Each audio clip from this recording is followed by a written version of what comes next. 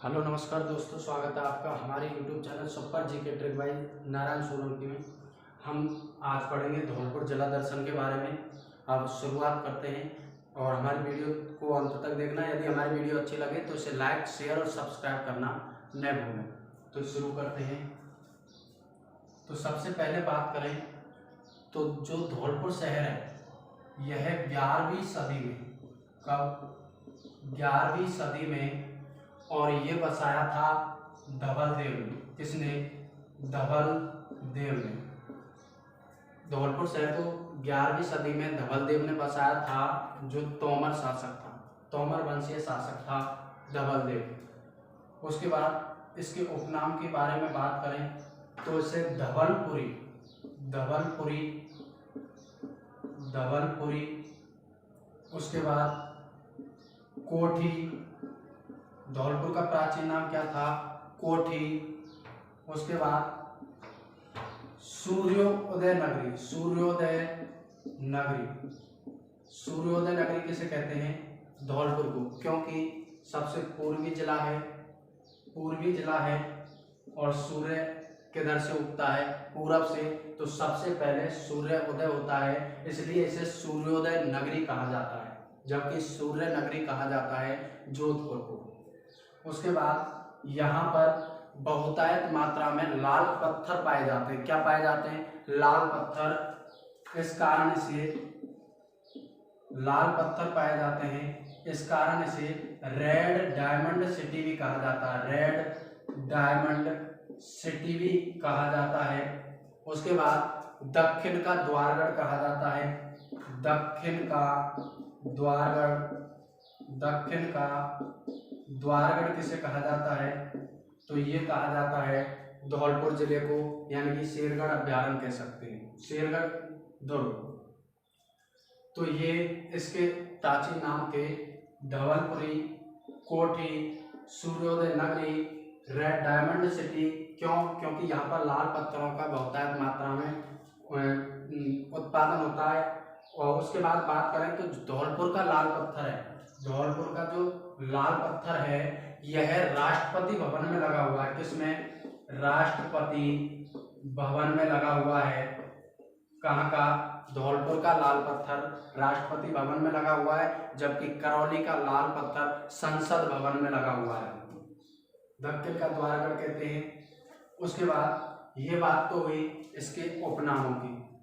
अब बात करते हैं कि यह पूर्वी जिला है, राजस्थान का पूर्वी जिला। राजस्थान का पूर्वी बिंदु कौन सा है? वो है सिलाना गांव। कौन सा गांव? सिलाना गांव। कौन सा गांव? सिलाना गांव, राजाखेड़ा तहसील, धौलपुर जिला। उसके बाद बात करें तो धौलपुर सबसे कम क्षेत्रफल वाला जिला कौन सा है?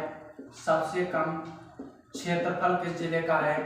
तो धौलपुर जिले का है, और वो है 3034 वर्ग किलोमीटर, या 3033 भी कह सकते हैं। यह राजस्थान के क्षेत्रफल का 0.89% है। कितना प्रतिशत है? 0.89% है। धौलपुर जिले का सबसे कम क्षेत्रफल है, सबसे कम पशु संपदा पाई जाती है। सबसे कम पशु संपदा कहाँ पाई जाती है? सबसे कम पशु कहाँ पाए जाते हैं? तो धौलपुर जिले में। किसमें? धौलपुर जिले में सबसे कम पशु संपदा पाई जाती है। उसके बाद सबसे कम लिंगानुपात वाला जिला भी कौन सा है? सबसे कम लिंगानुपात वाला जिला भी कौन सा है? तो धौलपुर, और इसका लिंगानुपात है 846, जबकि सर्वाधिक लिंगानुपात वाला जिला है डूंगरपुर और उसका लिंगानुपात है 994। सबसे कम लिंगानुपात वाला जिला धौलपुर जिला, जिसका लिंगानुपात है 846 प्रति 1000। ठीक है, यानी प्रति 1000 पुरुषों पर 846 महिलाएं।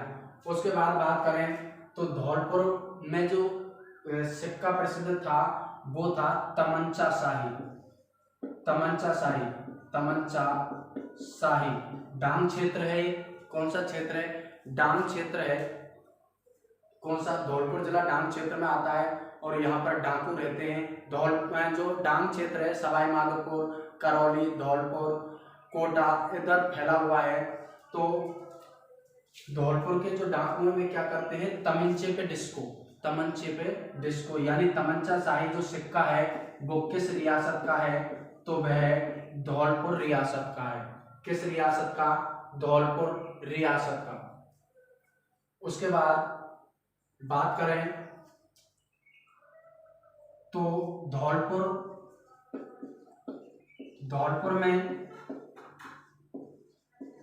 नागरी प्रचारणी सभा की स्थापना हुई। नागरी प्रचारणी सभा की स्थापना ये कब हुई थी? 1934 में। नागरी प्रचारणी सभा की स्थापना कब हुई थी? 1934 में। और यह की थी ज्वाला प्रसाद जिज्ञासु ने। ज्वाला प्रसाद जिज्ञासु ने, ज्वाला प्रसाद जिज्ञासु ने नागरी प्रचारणी सभा की स्थापना की। कब? 1934 में। कहां पर? धौलपुर में। उसके बाद इसके 4 साल बाद यानी कि 1938 में धौलपुर प्रजामंडल की स्थापना हुई। किसकी? धौलपुर प्रजामंडल की स्थापना। और ये की थी ज्वाला प्रसाद जिज्ञासु ने ही की थी। और इसके जो अध्यक्ष थे वो थे कृष्णदत्त पालीवाल। कृष्णदत्त पालीवाल धौलपुर प्रजामंडल के कौन थे? अध्यक्ष। ध्यान रखना, धौलपुर प्रजामंडल की स्थापना 1938 में हुई। उसके बाद अगर मैं बात करूं तो सबसे पहले जो प्रजामंडल की स्थापना हुई थी वो था जयपुर और उसकी स्थापना हुई थी 1931 में। मेवाड़ प्रजामंडल की स्थापना भी 1938 में। धौलपुर प्रजामंडल की स्थापना भी 1938 में। उसके बाद हमने बांसवाड़ा जला दर्शन पढ़ा, उसमें 1942 में। कौशलगढ़ प्रजामंडल की स्थापना 1943 में बांसवाड़ा प्रजामंडल की स्थापना की थी भूपेंद्र नाथ त्रिवेदी। तो ये बात आपको याद रखनी है, तो आप स्क्रीनशॉट ले सकते हो।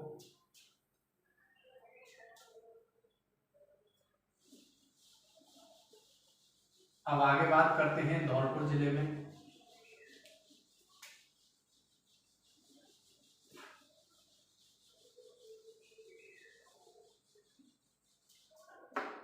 तो भाई साहब धौलपुर का नींबू प्रसिद्ध है। धौलपुर का क्या प्रसिद्ध है? नींबू प्रसिद्ध है। कहाँ का?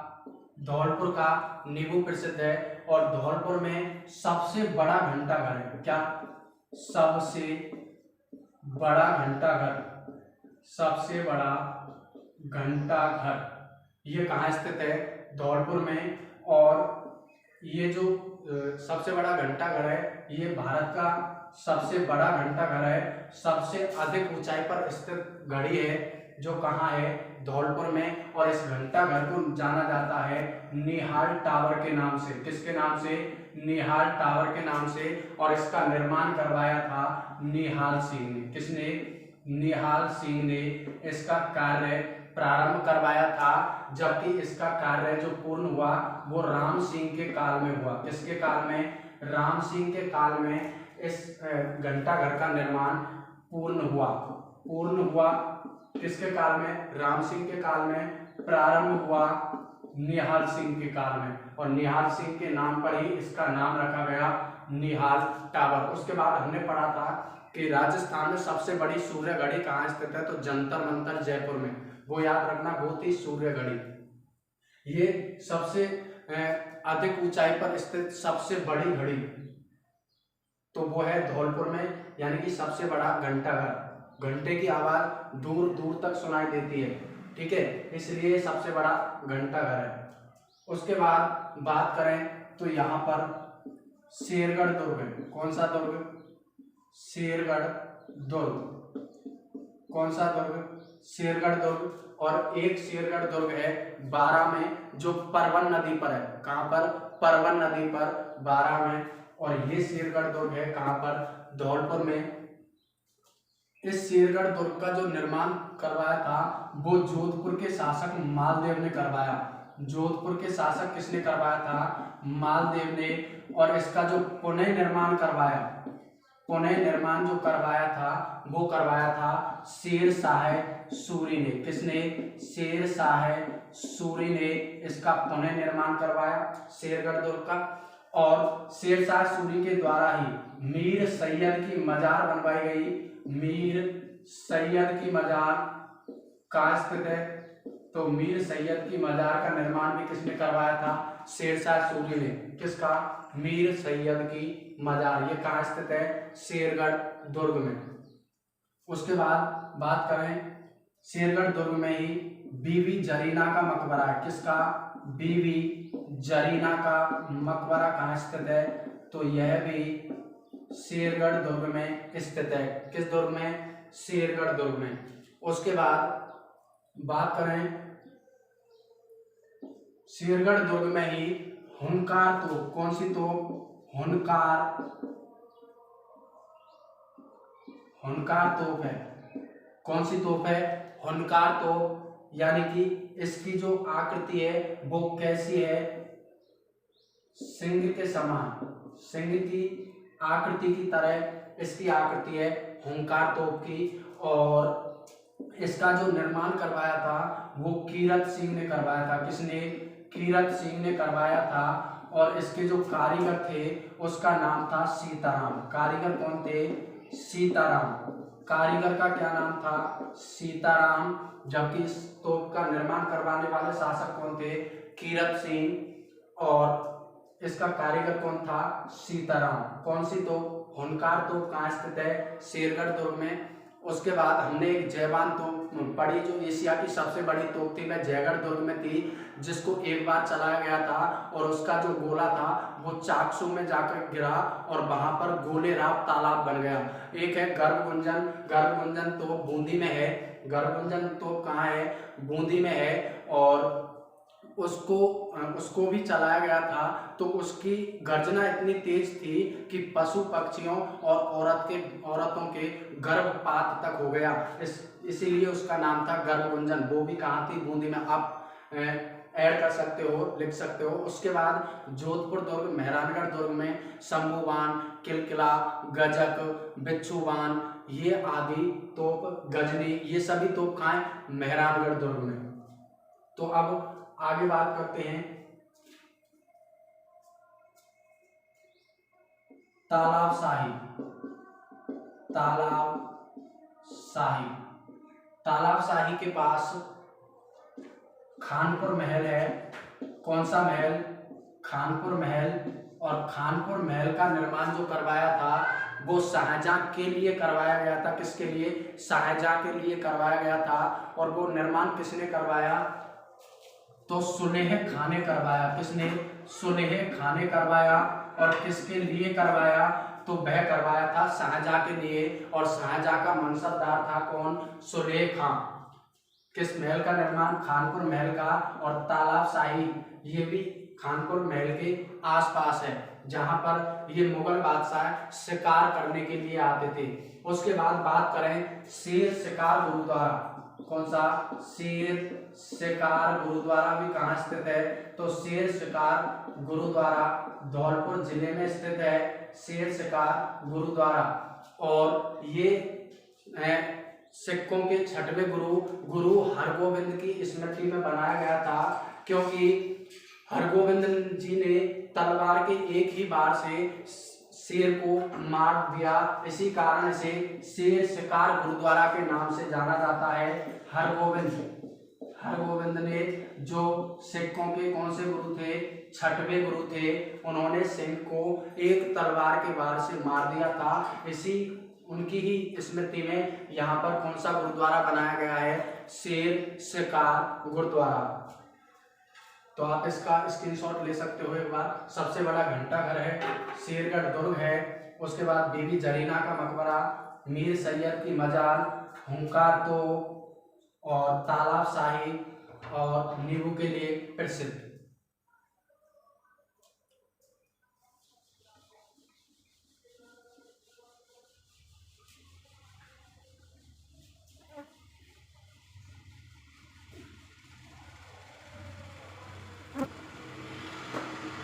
अब बात करें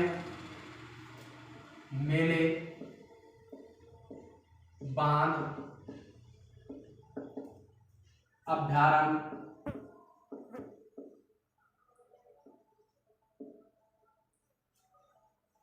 तो सबसे पहले बात करें मेले की, तो यहाँ पर एक सैपऊ महादेव का मेला, सैपऊ महादेव का मेला, सैपऊ महादेव का मेला।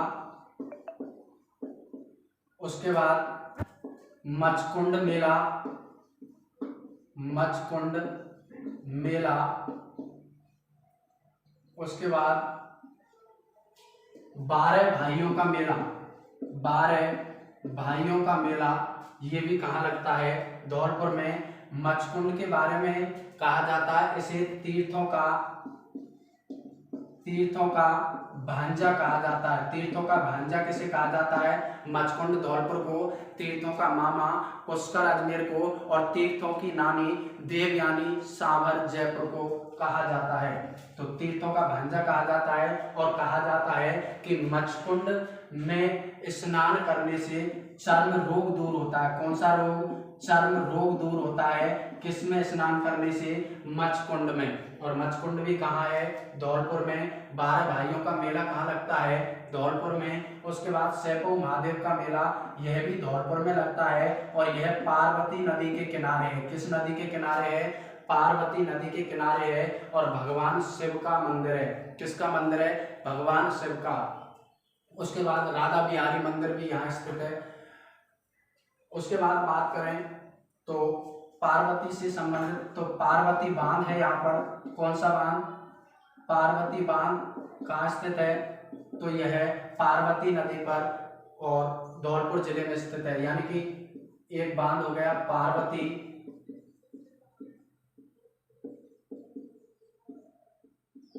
कौन सा बांध? पार्वती बांध। और एक बांध है अंगोई बांध। कौन सा बांध? अंगोई बांध। और अंगोई बांध भी किस नदी पर है? पार्वती नदी पर। किस नदी पर? पार्वती नदी पर। कौन सा बांध? अंगोई बांध। और अंगोई बांध धौलपुर जिले का सबसे बड़ा बांध है। कौन सा बांध? अंगोई बांध। और किस नदी पर है? पार्वती नदी पर। उसके बाद अभ्यारण्यों की बात करें तो एक है वन विहार वन्यजीव अभ्यारण्य, वन विहार वन्यजीव अभ्यारण्य। और उसके बाद बात करें नंबर 2 रामसागर अभ्यारण्य। उसके बाद केसरबाग अभ्यारण्य। ये तीनों अभ्यारण्य कहाँ हैं? धौलपुर जिले में। वन विहार वन्यजीव अभ्यारण्य, रामसागर वन्यजीव अभ्यारण्य और केसरबाग। दोस्तों कुछ टेक्निकल इशू की वजह से वीडियो बीच में बंद हो गई थी। अब बात करते हैं वन विहार में साइबेरियन सारस आते हैं, साइबेरियन सारस आते हैं, साइबेरियन सारस आते हैं, और साइबेरियन सारस केवलादेव अभ्यारण्य में भी आते हैं। उसके बाद बात करें तो दमोह जलप्रपात, ये भी कहाँ स्थित है? तो यह भी धौलपुर जिले में स्थित है। उसके बाद नेपथा व गैस आधारित विद्युत संयंत्र कहाँ स्थित है? नेपथा व गैस आधारित विद्युत संयंत्र कहाँ स्थित है? तो यह भी धौलपुर जिले में स्थित है विद्युत संयंत्र। उसके बाद कांच गिलास के कार्य के लिए प्रसिद्ध, कांच गिलास कार्य के लिए प्रसिद्ध भी कौन सा जिला है? धौलपुर जिला। कांच गिलास कार्य कहाँ किया जाता है? धौलपुर जिले में। उसके बाद यहाँ पर एक फैक्ट्री है हाईटेक प्रिसीजन गिलास फैक्ट्री, ये भी कहाँ स्थित है? धौलपुर में। उसके बाद धौलपुर जिले में तसीमो हत्याकांड हुआ था, तसीमो हत्याकांड, और यह हुआ था 11 अप्रैल 1997 को, 11 अप्रैल 1947 को सॉरी। और इसमें छतर सिंह और पंचम सिंह शहीद हुए, छतर सिंह व पंचम सिंह शहीद हुए थे, छतर सिंह व पंचम सिंह शहीद हुए थे। उसके बाद बात करें तो 1518 में बाड़ी का युद्ध हुआ, जिसमें राणा सांगा ने इब्राहिम लोदी को हराया। उसके बाद जुबली हॉल भी कहाँ स्थित है? जुबली हॉल धौलपुर में है, जिसकी स्थापना की थी उदयभान सिंह ने। और उदयभान सिंह राजस्थान के एकीकरण के समय राजस्थान के राज प्रमुख बने थे। उसके बाद मिलिट्री स्कूल, राजस्थान का दूसरा मिलिट्री स्कूल और भारत का 5वां मिलिट्री स्कूल, ये भी कहाँ स्थित है? धौलपुर जिले में। और बाबर ने अपनी आत्मकथा लिखी बाबरनामा, उसमें धौलपुर के कमल के बाग का वर्णन है। थैंक यू दोस्तों।